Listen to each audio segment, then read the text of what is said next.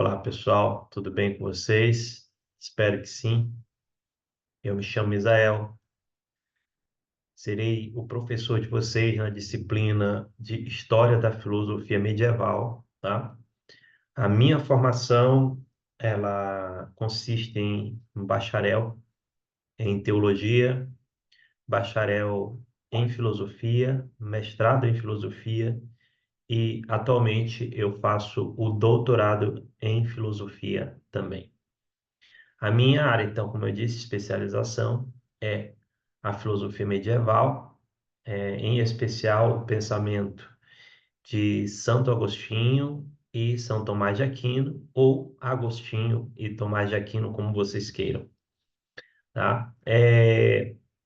Bem, então, esses dois pensadores, por exemplo, são pensadores, nós podemos dizer assim, são no campo do estudo, da influência direta, né? Os pensadores que mais influenciaram a sua posteridade, tá? Não toda a posteridade, né? Eu falo a sua posteridade. Por exemplo, se a gente for estudar filosofia da época dos chamados pais da igreja, da patrística, é, você tem que passar por Agostinho, Santo Agostinho, tá? E a Idade Média, você tem que passar por Tomás, né? Não tem como não estudar esses dois pensadores. Toda a Idade Média, ela vai, vamos dizer assim, se basear em Tomás de, em Agostinho de Hipona, Santo Agostinho, tá? Seja para criticá-lo, seja para usá-lo como base. Em geral, os medievais, eles utilizavam Agostinho como uma fonte, tá? Para justificar as suas opiniões, mas tinham que estudar Agostinho de qualquer maneira.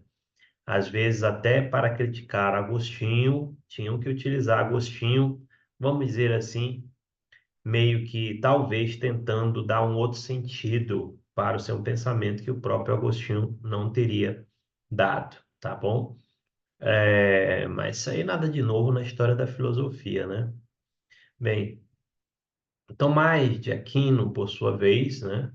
Ele vai ser considerado e ganhou a fama, né, de ser o maior filósofo medieval. E, de fato, não é à toa, porque a sua produção é uma produção imensa, é uma produção colossal, né? O que Tomás de Aquino escreveu, assim, vamos dizer assim, abismal, né? Abissal. Então, ele foi o grande, se nós podemos assim, luminar da Idade Média e que tentou, né, segundo o senso comum fala, empreender aí a síntese entre fé e razão. Essa é uma maneira simplificada de ver as coisas. Existem várias formas de abordar a filosofia medieval, tá? Em história, geralmente se estuda filosofia medieval em dois sentidos. Um primeiro sentido para entender o que vem depois da Idade Média, ou do que se convencionou chamar Idade Média. Etienne Gilson, o grande estudioso da filosofia medieval, ele ele concebeu que você não poderia compreender os modernos sem ler os medievais, tá? E ele também escreveu bastante em relação a isso. Ele se tornou, vamos dizer assim, uma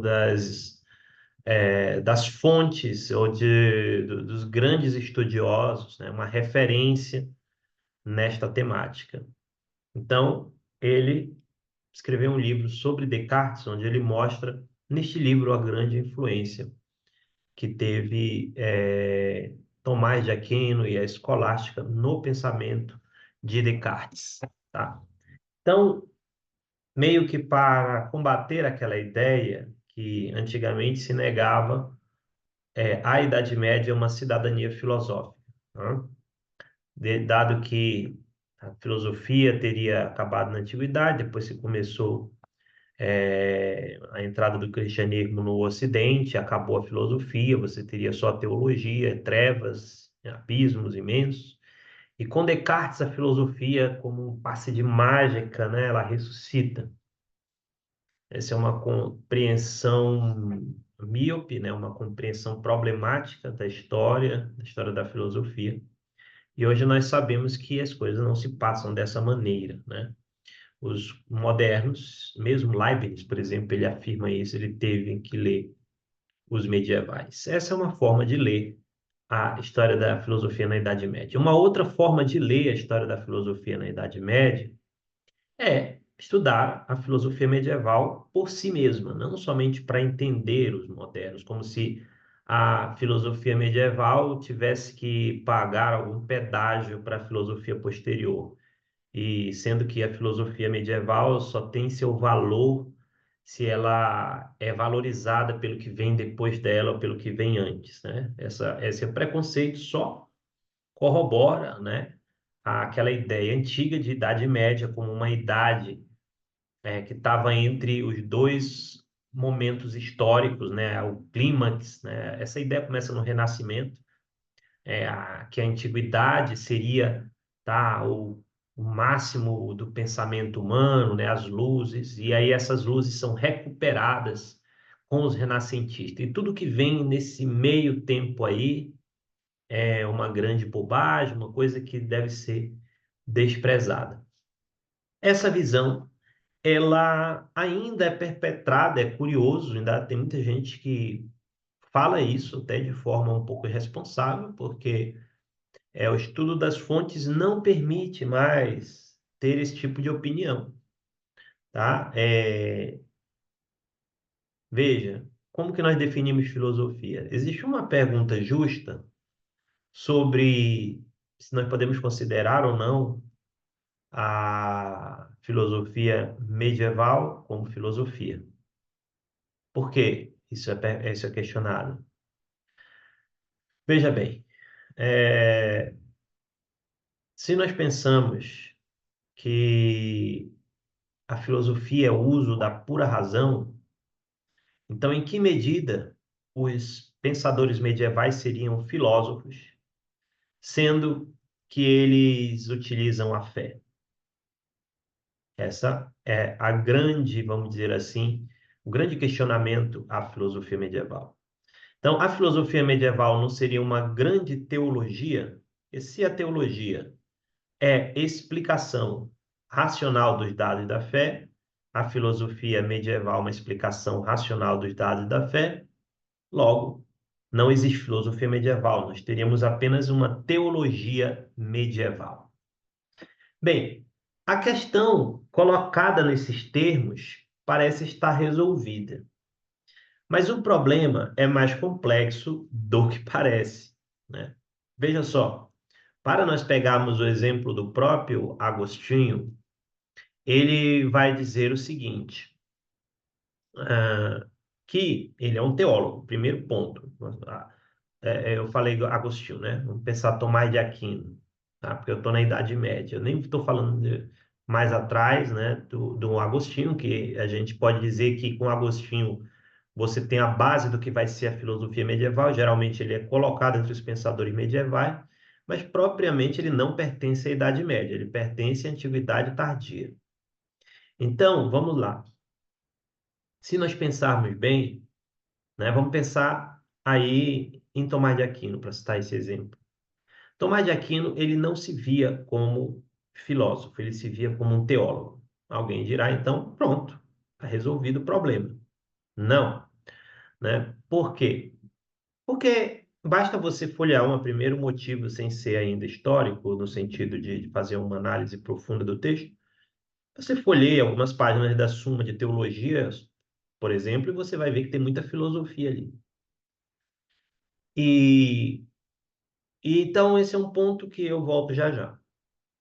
O outro ponto é, se nós pensarmos na própria consideração de Tomás de Aquino sobre filosofia, nós vamos entender, tá, que a gente pode ter filosofia na Idade Média, segundo essa concepção, por exemplo.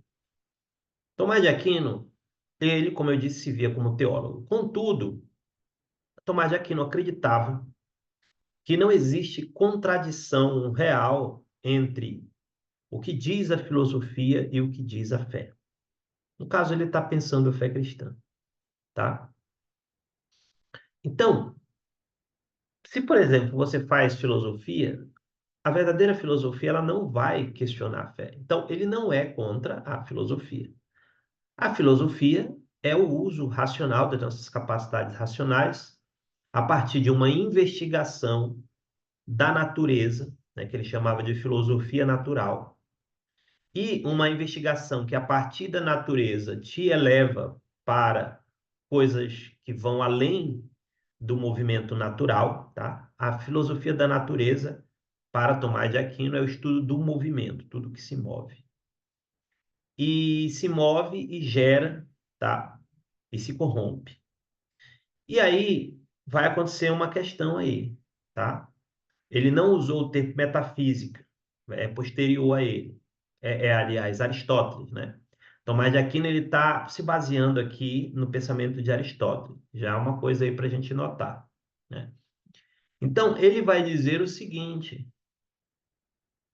o próprio Aristóteles, ele ultrapassou a consideração do movimento, que seria o estudo das coisas que estão em mudança, para o estudo do ser enquanto ser, tá? O ser enquanto ser e as propriedades que lhe acompanham. Esse ser enquanto ser seria o ser na sua estabilidade. Só que quando nós observamos o movimento das coisas, nós percebemos que elas estão em constante mudança através desse movimento. Então, ele postula que existia um motor imóvel, que ele chama de ato puro, e que esse motor ele é o responsável pelo movimento de todos os outros motores e de todo o universo, todo o funcionamento do universo. Bem, veja, posteriormente esse estudo vai ser chamado de metafísica, aquilo que ultrapassa a explicação da física, que lidava com a mudança e a geração e a corrupção. O conteúdo da metafísica de Aristóteles, ela lidava com seres que se movimentavam, tá?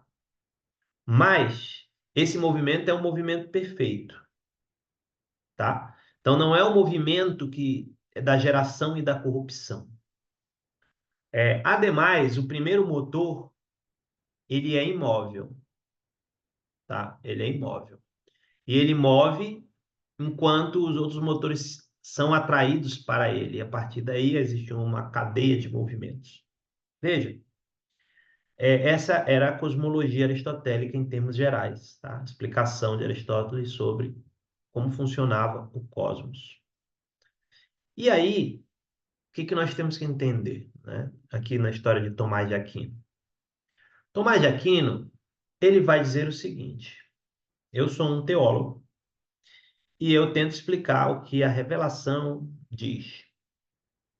Só que, quando eu leio o que está no texto revelado, existem muitas coisas dentro deste texto revelado que ele faz parte da filosofia. Então, eu tenho que explicá-lo filosoficamente. Então, a partir daí, ele vai fazer uma teologia, que nós podemos dizer filosófica, que seria a metafísica, tá? Uma teologia natural. E aí você tem um estudo da teologia revelada, que vai se utilizar dos dados da filosofia natural, de Aristóteles, de outros pensadores, para investigar os elementos do que ele considera, o medieval considera como revelação, que é a Bíblia.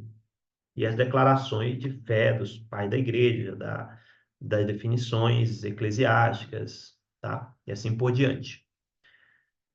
Bem, este é um ponto. Então, Tomás, ele diz que é possível fazer uma filosofia pura, se nós podemos dizer assim. Mesmo teólogo, na medida em que essa filosofia ela ajuda a compreender o campo da fé. Então, para Tomás, existe uma filosofia independente na Idade Média, que ele mesmo fazia.